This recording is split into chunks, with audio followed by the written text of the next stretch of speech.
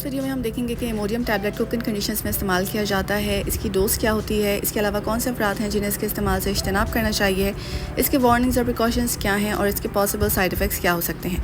अस्सलाम वालेकुम, मैं हूं आपकी फार्मासिस्ट और आप देख रहे हैं कैच कॉन्सेप्ट्स, जहां आम अफराद के लिए रोज़मर्रा इस्तेमाल की मेडिसिन के बारे में मालूमात फराहम की जाती हैं, साथ में जनरल हेल्थ टॉपिक्स को भी कवर किया जाता है।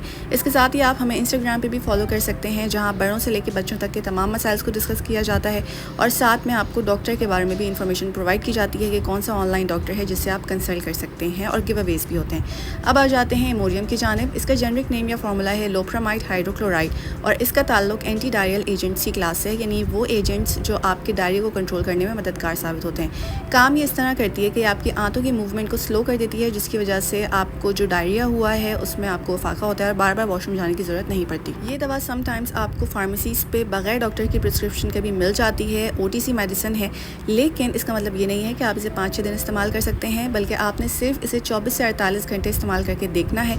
अगर आपको इस दवा से फ़ायदा नहीं हो रहा तो आप अपने डॉक्टर से रब्ता करें, क्योंकि इसका मतलब है कि फिर आपको किसी मामूली इरिटेशन की वजह से डायरिया नहीं हुआ, बल्कि आपको किसी बैक्टीरियल इन्फेक्शन की वजह से या किसी और वजह से डायरिया हुआ है जिसको ये दवा कवर नहीं कर रही है। इस दवा की डोज़ पे आ जाएँ तो इसकी जो कैप्सूल है उसके अंदर 2 mg की डोज़ मौजूद होती है। कुछ लोगों को सिर्फ 1 कैप्सूल खाने से फ़ायदा हो जाता है, कुछ को 2 कैप्सूल से फ़ायदा होता है। तो अगर आप पहले 1 कैप्सूल लेके देख लें, अगर आपको उससे फ़ायदा होता है, वरना आप 2 कैप्सूल लेके देखें।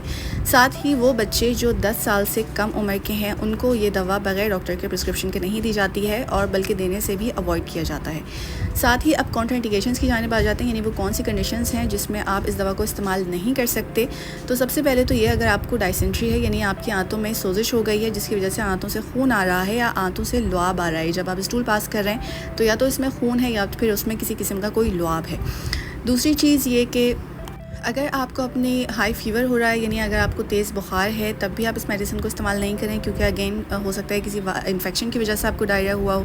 अल्सर की कंडीशन में आप इसे इस्तेमाल नहीं कर सकते, क्योंकि उसमें आंतों में सोजिश होती है। टेनेस्मस यानी कि बहुत ज़्यादा शदीद मरोड़ की वजह से आपको जो फ़ीवर होता है, जिसकी वजह से आपको बार बार वॉशरूम जाने की हाजत होती है लेकिन कुछ भी स्टूल पास नहीं हो रहा होता है, उस कंडीशन में इसे इस्तेमाल नहीं करें।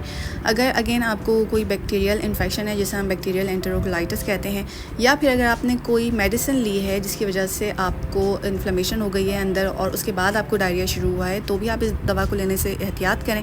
और अगर आपको ये दवा लेने के बाद कॉन्स्टिपेशन हो जाती है, यानी ये तमाम मसले मसाइल नहीं थे, यानी ना खून आ रहा था, ना किसी किस्म का लुआब आ रहा था, ना हाई फीवर था, और उसके बाद आपको थोड़ी सी कोई इरिटेशन थी पेट में जिसकी वजह से आपको डायरिया हुआ, आपने इमोडियम टैबलेट ली, लेकिन टैबलेट लेने के बाद अगर आपको कॉन्स्टिपेशन हो गई, कब्ज़ हो गया, तो आप इस टैबलेट को विड्रॉ कर लें, इस टैबलेट का इस्तेमाल रोक दें और अपने डॉक्टर से रब्ता करें। वार्निंग्स और प्रिकॉशंस की जानिब आ जाएँ तो किन अफराद को इसके इस्तेमाल में एहतियात करनी है। एड्स के पेशेंट बगैर डॉक्टर के मशवरे के यूज़ ना करें, लिवर पेशेंट्स यूज़ ना करें बगैर डॉक्टर के मशवरे के।